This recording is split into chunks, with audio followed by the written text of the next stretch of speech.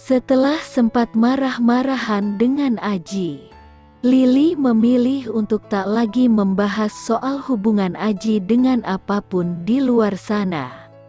Entah itu hubungannya dengan para artis, selebritis dan bahkan wanita-wanita pengusaha yang silih berganti datang dalam kehidupannya.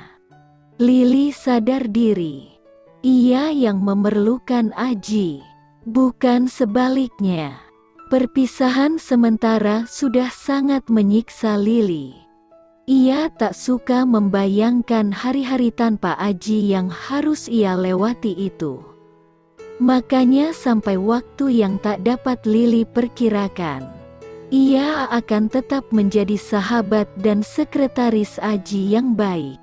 Tunggu, mungkin kata baik harus dihapus. Karena Lily menyukai bosnya bukan karena dia harus menjadi sekretaris yang baik.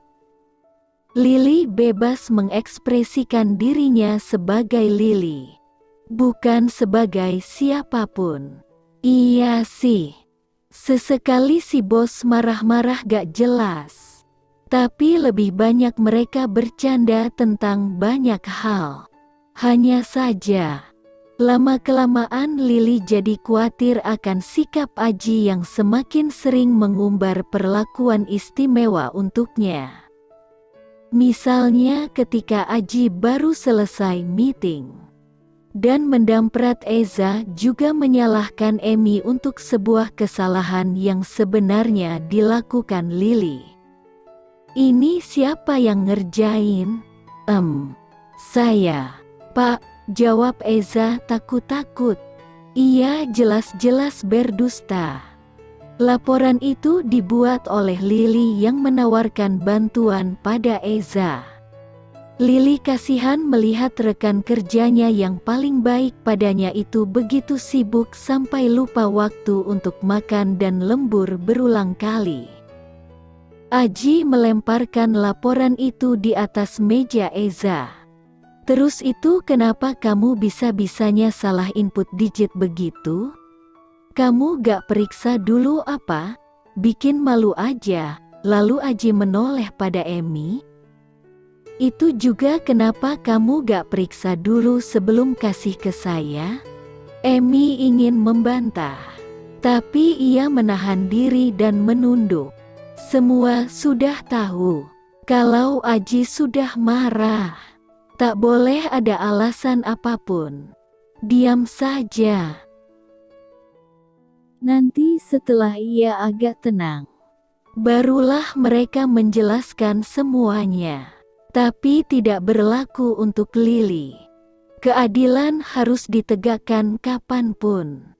Lily maju di depan Eza. Itu Lily yang buat. Pak, kalau Bapak mau marah, marahnya sama Lily aja.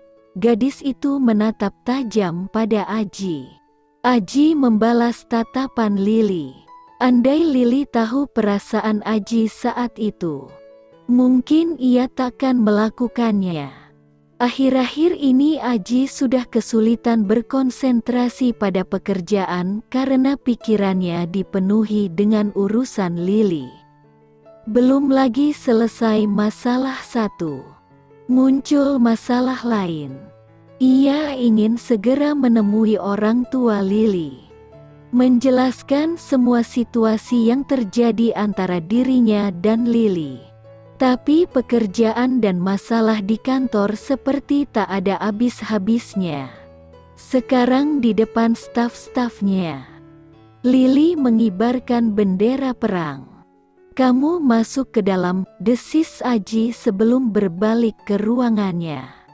Melihat wajah Aji yang merah padam menahan emosi, Eza jadi khawatir dan maju hendak membela. Pak, maaf tapi Lily, sudah, kamu lanjutin kerja. Perbaiki itu, nanti siang kita bahas lagi. Saya mau bicara dengan dia, kata Aji dengan dingin. Eza dan Emi bertukar tatapan. Sama-sama ingin membela. Tapi Lili malah dengan santai mengikuti Aji masuk sambil melemparkan isyarat agar mereka berdua tetap tenang. Begitu sampai di dalam, Aji menutup semua jendela kaca. Rengutan pun muncul di wajah Lili. "Bapak tuh jangan suka marah-marah begitu. Kenapa sih? Kan tinggal kasih tahu aja itu salah. Tolong perbaiki. Memangnya segala hal bisa diselesaikan dengan marah-marah?" Aji melipat tangan di depan dadanya. "Jadi kamu tadi cuma nutupin kesalahan si Eza lagi?" Lili menggeleng. "Enggak, itu memang Lili yang ngerjain. Lili yang bikin kesalahan. Itu kode Lili di pojokan kertas. Bapak baca gak? Mas Eza dan Mbak Emi gak sempat meriksa karena Lili telat nyelesain. Itu juga Lili telat ngerjain karena Bapak." "Karena saya?" "Iya, Bapak kan kemarin ngajak nonton. Jadi tadi malam Lili lupa ngirim email ke Mas Eza. Lili kira baru siang nanti Bapak meeting. Siapa yang ngangka? Bapak malah meetingnya pagi-pagi. Ya gak keburu deh." Aji terdiam. Belakangan ini memang hampir setiap malam ia menghabiskan waktu bersama Lili. Entah itu makan, nonton atau hanya sekedar jalan-jalan. Itu satu-satunya cara agar ia bisa terus berada di sisi Lili bersama gadis itu. Atau dia akan sibuk mengira gadis cantiknya sedang saling menggoda dengan satpam apartemennya. Cemburu memang hampir selalu menguasai Aji belakangan ini. Cemburu pada siapapun yang berada di dekat Lili. Bahkan melihat Lili membela Eza, rasa panas di dadanya makin membara. Tanpa suara, Aji memilih duduk di kursinya dan membalik kursi menghadap jendela besar yang memperlihatkan pemandangan sebagian besar kota metropolitan Jakarta. Dihelanya nafas dalam-dalam, berusaha mengendalikan dirinya. Ya, tekanan pekerjaan benar-benar membuatnya sering lupa diri. Kemarahan adalah cara Aji meluapkan emosinya yang terkadang terkumpul setelah menghadapi semua klien yang tak semuanya menyenangkan. Ia tahu itu buruk, tapi dia sendiri kadang sulit menghentikannya. Apalagi semalam ia mendapat kabar kesehatan Papa memburuk. Ia harus mempercepat rencananya untuk segera mempertemukan Lili pada keluarganya. Namun boro-boro melakukan semua itu. Di antara dirinya dan Lili saja masih banyak masalah yang menggantung. Tangan-tangan Lili memijat bahu Aji dengan lembut. Aji memejamkan matanya, menikmati pijatan yang paling disukainya itu. Tak peduli seberapapun marahnya Aji, gadis itu selalu tahu cara membujuknya. "Pak, kalau Lili salah, jangan segan marahin Lili, marahi seperti teman-teman yang lain juga Lili gak apa-apa," kata Lili sambil memindahkan tangannya ke kepala Aji, memijat lembut bagian dahi. Yakin?" tanya Aji sembari bersandar di bahu kursi.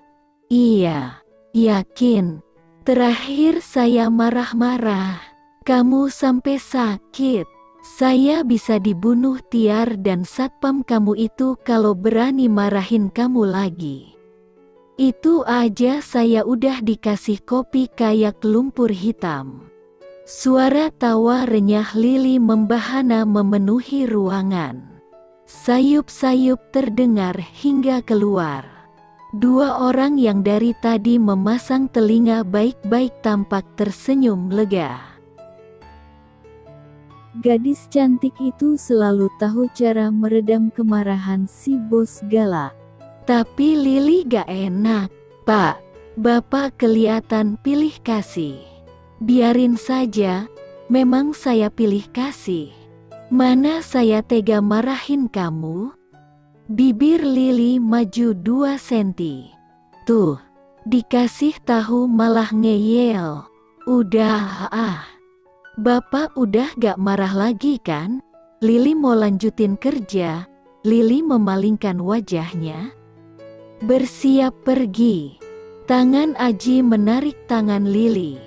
Eits, mau kemana? Emang saya bilang udah selesai? Lili menoleh. Mencebik lagi. Iij, emang apanya yang dimulai? Aji tertawa kecil. Ya deh. Nanti saya ngomong ke Eza dan Emi. Puas. Senyum Lili mengembang. Ia mengangguk dan mendekat. Kalau gitu, kasih hadiah deh buat Bapak ganteng, bisiknya penuh arti. Lalu sebelum Aji menyadari sesuatu, gadis itu sudah mengecup pipinya.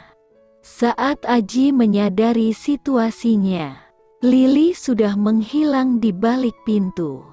Akhirnya ia hanya bisa tertawa sendiri.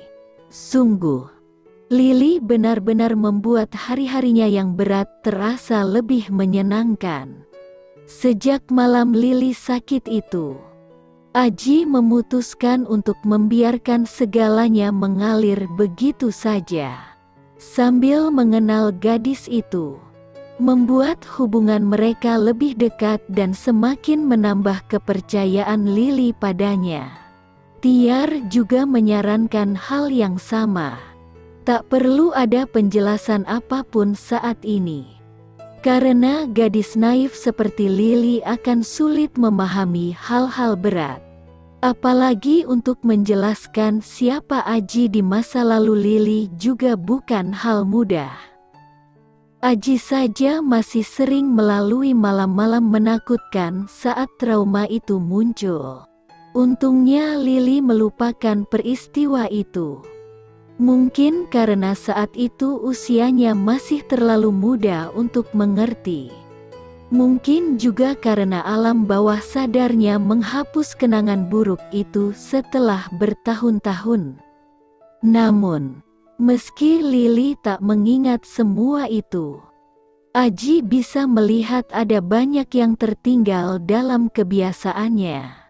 Lili takut tidur dalam kegelapan, takut sendirian dan seringkali spontan berteriak saat mendengar suara mengagetkan.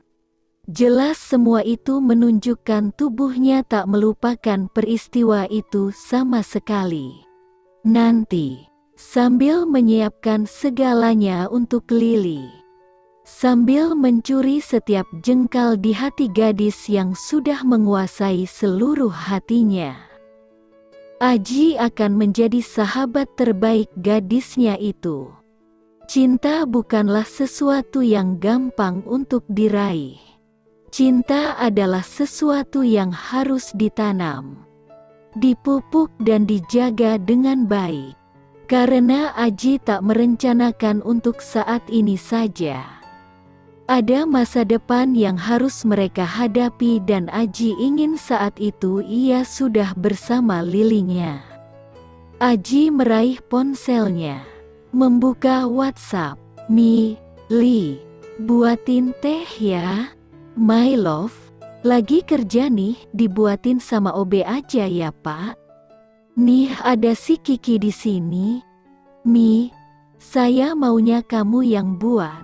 Kalau dibuatin orang, mending gak usah.